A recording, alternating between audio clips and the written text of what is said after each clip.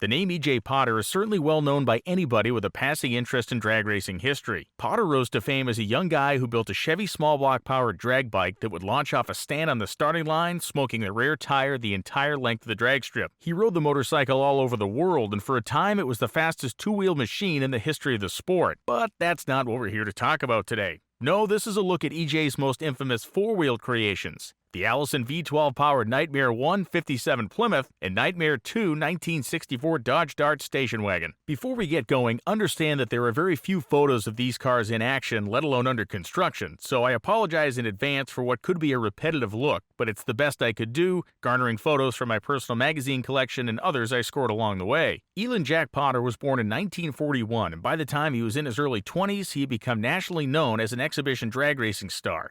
His act on the motorcycle was known from coast to coast and even spawned imitators. Knowing that show business was all about keeping his act fresh, he took inspiration from one of his best friends, Art Arfons, and built the Nightmare 1. This was a rough 1957 Plymouth four-door powered by an Allison V12 airplane engine. Potter drove the car from where the back seat would be because the engine stretched from the front axle all the way back to that location. Making nearly 2,000 horsepower at sea level, this thing was easily the fastest stock-bodied car in all of drag racing before blown nitro-powered early funny cars showed up. Weighing some 4,500 pounds and running quarter-mile tire-smoking speeds of nearly 150 miles an hour, it was a freak beyond freaky in early 1964 when it made its first public appearance at the Spruce Creek Airport in Florida during a week-long drag race run in conjunction with the Daytona 500, but not sanctioned by NASCAR, which is something NASCAR had done in the early 1960s. Construction of the car started in January of 1963 and commenced when Arfons pointed Potter to a stash of 5 neglected V12 Allison engines at a junkyard. Buying all 5 engines for pennies on the dollar, he set to work. Potter constructed a subframe of steel I-beams to support the engine, used the beam axle from a 1948 Ford and aviation air shocks up front as suspension. There was no rear suspension. The transmission and clutch, which he had bought from Art Arfons, came from a tugboat of all things. It was a 10-disc oil bath style clutch which transmitted power to a Chevy rear axle which had 512 gears. That sounds steep, but with the reduction of the tugboat transmission, the final drive ratio was 256:1, perfect for full track burnouts and plenty of wheel speed. Oh, and that transmission and clutch combination weighed more than 500 pounds by itself. The car was an immediate sensation and was first seen by the world in a 1964 issue of Drag Racing magazine and photo coverage from the Spruce Creek race. A feature in the September 1964 issue of Drag Racing is where the photos you see here came from. Potter lined up bookings all over the eastern United States with the bike and car combo, hauling the V8 motorcycle in the bed of his truck and toting the massive Plymouth on a trailer behind the rig. Potter was officially a package deal and was making nearly $1,000 per appearance in 1964 money when he ran both vehicles. He typically billed $650, again in 1964 money, for the motorcycle show alone. This was a lucrative business. Money aside, there were some inherent issues though. As Potter documents in his epic book Michigan Madman, the event at Spruce Creek was hair-raising. The track was lit with a pair of massive World War II surplus searchlights facing down toward the finish line. As you can see in these photos from the late 50s at Spruce Creek, it was a rustic joint. When Potter left the starting line, the smoke would totally block the lights and he would hurtle into the darkness, judging where the track was by looking at the headlights of cars coming up the parallel return road for reference. For a week straight, he made night runs in this condition, got paid, and went along his merry way. The end of Nightmare 1 and nearly the end of E.J. Potter came in the late summer months at Atco Dragway in New Jersey. Making his first appearance at a big northern strip, he set the motor on kill and let it rip, running 147 miles an hour. This speed was aided by a trunk full of sandbags used for ballast and to give some semblance of traction. At the end of the 147-mile-an-hour run, EJ lifted his foot off the throttle, the supercharger exploded, and he was trapped. Potter had a leather jacket on, a face shield on but no gloves, and he was sitting in a 140-mile-per-hour ball of fire. Potter suffered very bad burns on his exposed hands, but he got the car stopped and was sent immediately to the hospital. After 3 days in the hospital, he lied to doctors and said he was leaving to get treated at his home in Michigan. He left with his burned-up race car, his V8 motorcycle, but not for Michigan, but towards Summer Duck, Virginia, in an appearance with a motorcycle he had booked for that coming Sunday. Stopping outside the hospital, he bought a set of work gloves which he dunked in alcohol to prevent an infection on his hands. He drove his truck this way with the alcohol-soaked gloves and his wife mopping the ooze that ran down his arms onto the seat of the truck as he drove painfully down the highway. Amazingly, he made the appearance at Summerduck and maintained a perfect record over the course of a career that spanned the decades of never once missing a booked-in show. Knowing a good thing when he had it, Potter set his sights on an improved version of Nightmare 1. Mere weeks after he was burned, Potter went to a local Dodge dealership and bought the cheapest brand new 1964 Dodge Dart station wagon he could find. How cheap? He opted to buy it without a heater core. Potter got the car and took it home and set to work.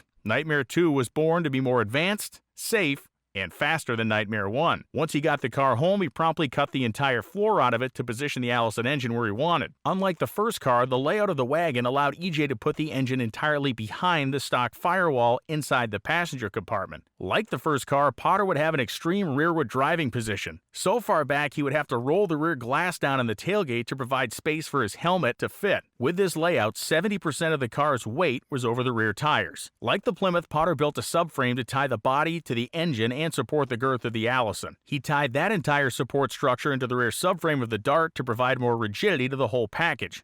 The front suspension?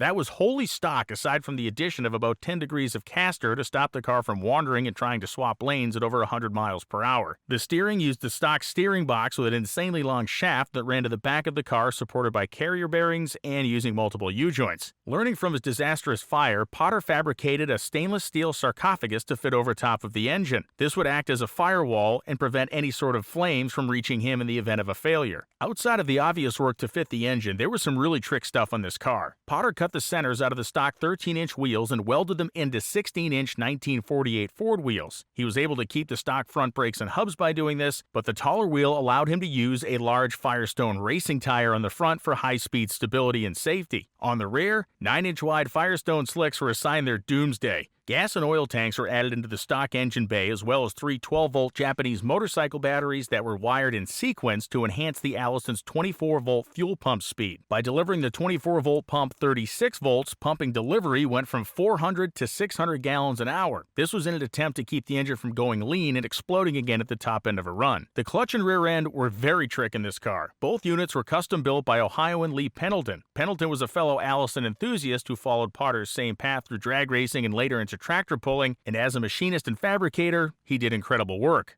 Pendleton had his own Allison-powered dragster, and that is originally where this unit was employed. After he got rid of the dragster, he had no use for it and was able to sell it to Potter. Pendleton had 800 hours in the project of creating the clutch and rear end for this vehicle that ultimately began in his dragster. The clutch consisted of 4 10-inch Velvet Touch discs. The amazing thing here is they were engaged using both mechanical means via centrifugal force and pneumatic pressure as well. What makes this so amazing is that it's a very basic version of the clutch system used in nitro funny cars and top fuel dragsters today, completely wild. The center section of the rear end was all fabricated from scratch using 1/4-inch steel plate and some parts from a white truck. Pendleton's choice of gear set was brilliant. Unable to find what he needed for his dragster, he went to the Gleason Gear Works, who sold him a pair of spiral-cut bevel gears that they had on the shelf. The $300 purchase got him a massive gear set. The pinion diameter was 6 inches, the final drive ratio was 2-to-1, and at 160 miles an hour, an Allison engine would turn just over 3,400 RPM using these gears. For reference, 4,000 RPM was about it for the Allison's happy rev capacity. E.J. Potter ran this car on premium pump gasoline, and now the 3,000 horsepower advertisement on the side of the car was absolute fantasy. But with the supercharger overdriven just a shade and all that beautiful sea-level air going into the engine, 1,800 to 1,900 horsepower isn't out of the realm of reason. Not all was rosy about this car though, as it was ill handling, especially in the shutdown area when the engine was shut down and the torque effect of its spinning was stopped. When E.J. shut the engine off, the wagon was all over the place. This was annoying, but the last straw came when the supercharger exploded again on a run. Thankfully, the steel covering prevented injuries, but Potter wasn't interested in continuing down a road he knew had no positive end. So what happened to the wagon? This may be the best part of the story of all. Potter took the car home, removed the Allison, welded the floors back in, put the stock engine in, added a junkyard heater, and handed the keys to his wife, who drove the car for several years. Believe it or not, after she was done driving it through a couple of Michigan years, he handed it in on a new pickup truck. Potter always joked that he wanted to be there the first time a dealership technician looked under it for service and their jaw hit the floor wondering what the hell had happened. E.J. Potter would move on and concentrate on his motorcycle for the better part of a decade while creating other mechanical monstrosities along the way. In the 1970s, he would transition into tractor pulling, dominate that sport, become a national champion, and continue his esoteric and awesome mechanical pursuits for the balance of his life. We'll touch on some of those in an upcoming video. The Michigan Madman. Not just a legend on 2 wheels, but also a legend on 4. Thanks for watching. Like and subscribe for more great automotive and racing history.